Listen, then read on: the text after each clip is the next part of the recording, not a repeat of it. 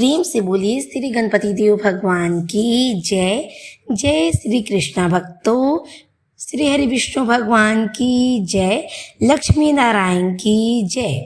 ज्येष्ठ मास की इस पावन कथा श्रृंखला में आप सभी का स्वागत है। आज हम श्रवण करेंगे ज्येष्ठ मास महात्म का तीसरा अध्याय। पहले दो अध्याय में हमने जलदान और परोपकार का महत्व जाना।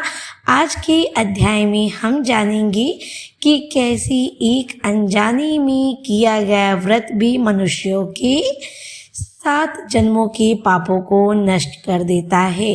वीडियो को अंत तक देखिए क्योंकि अंत में हम ज्येष्ठ मास के विशेष मंत्रों की चर्चा करेंगे। प्राचीन काल की बात है, एक बार नारद जी ने यमराज से पूछा, हे धर्मराज, ज्येष्ठ के इस भीषण महीने में जब सूर्य की तपिश से जीव त्राही त्राही करते हैं, तब कौन सा ऐसा सरल मार्ग है जिससे मनुष्य नरक की यातनाओं से बचकर सीधे बैकुंठ धाम जा सके। तब यमराज जी ने मंद मुस्कान के साथ उत्तर दिया, हे देवर्षि, ज्येष्ठ मास में त्रिविक्रम भगवान की शरण में जाना ही एकमात्र उपाय है। जो मनुष्य इस महीने में अपने इंद्रियों पर नियंत्रण रखता है और श्रद्धा भाव से कथा सुनता है, यमदूत उसके पास भी नहीं भटकते। तब यमराज ने एक कथा सुनाई। एक वन में एक अत्यंत क्रूर व्याध शिकारी रहता था। उसने जीवन भर केवल जीव हत्या और अधर्म किया था। एक बार ज्येष्ठ की गर्मी में वह शिकार की खोज में भटकते हुए एक ऋषि के आश्रम के पास जा पहुंचा। वह प्यास और गर्मी से बेहोश होने ही वाला था।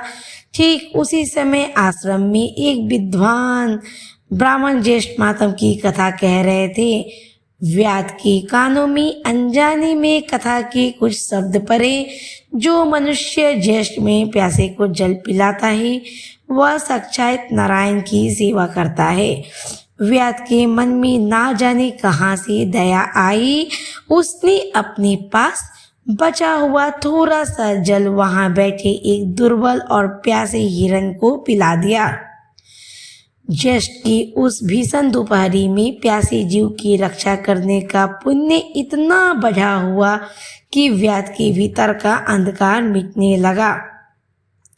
ठीक कुछ समय पश्चात जब उस व्याध की मृत्यु हुई तो यमदूत उसे लेने आए, लेकिन तभी भगवान विष्णु के पार्षद वहां प्रकट हुए और बोली, इसने ज्येष्ठ के महीने में एक जीव के प्राण बचाए हैं और महात्म की कथा सुनी है।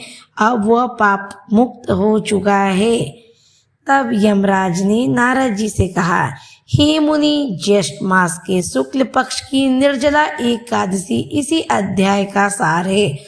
जो मनुष्य बिना जल पिए इस व्रत को करता है, उसे वर्ष भर की सभी एकादशियों का फल मिल जाता है।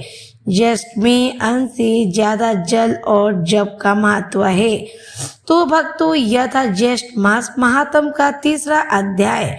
यह हमें सिखाता है कि भक्ति के लिए केवल मंदिर जाना जरूरी नहीं, बल्कि पीड़ित जीवों की रक्षा करना भी भगवान की पूजा है। कल हम चौथे अध्याय में जानेंगे कि ज्येष्ठ मास में दान करने वाली किन वस्तुओं से घर में सुख समृद्धि आती है।